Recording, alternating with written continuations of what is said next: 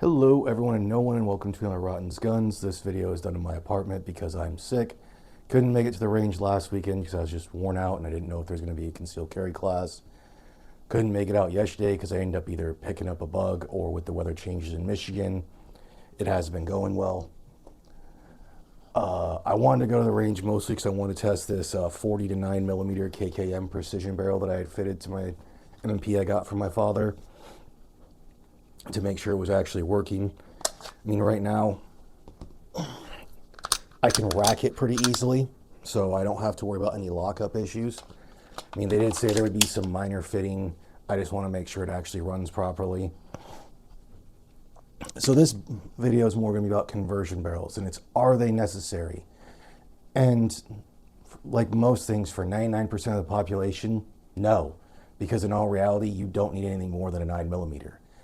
A lot of people like 45. If they're going to go with that, that's fine. People like 10mm, people like revolvers. I don't really care. Go with what you want. But if you want to do something that's going to be inexpensive to shoot and easily available, you really have no reason not to go with a 9mm. Unless you're just wanting to blink, then there's the 22 LRs.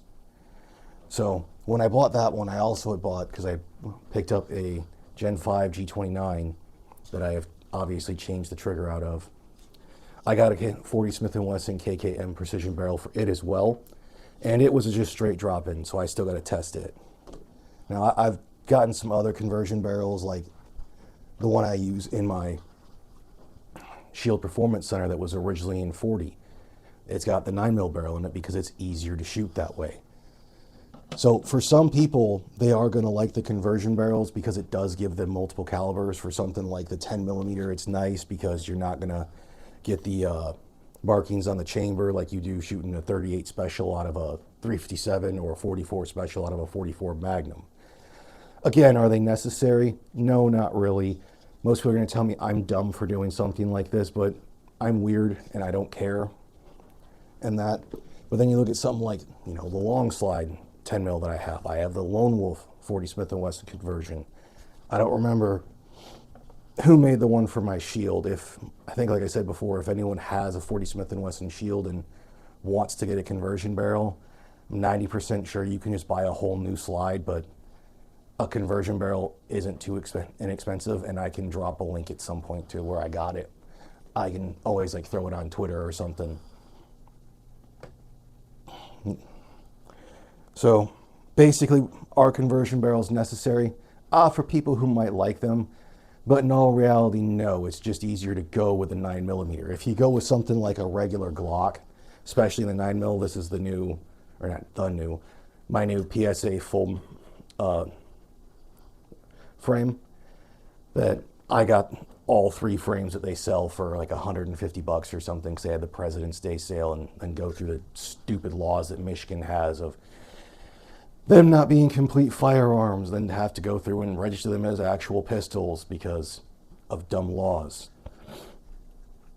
But if you ever have like a Glock that's like a 23 or a 22, in all reality, for the Gen 3s and kind of the Gen 4s, you could buy a conversion barrel for a 40 Smith & Wesson and go to 9mm, but for about the price of most of those, you could also buy an entire new slide setup. Like for under $200 usually, you can go and find a slide, barrel, recoil spring, all already set up and typically already cut for an RMR.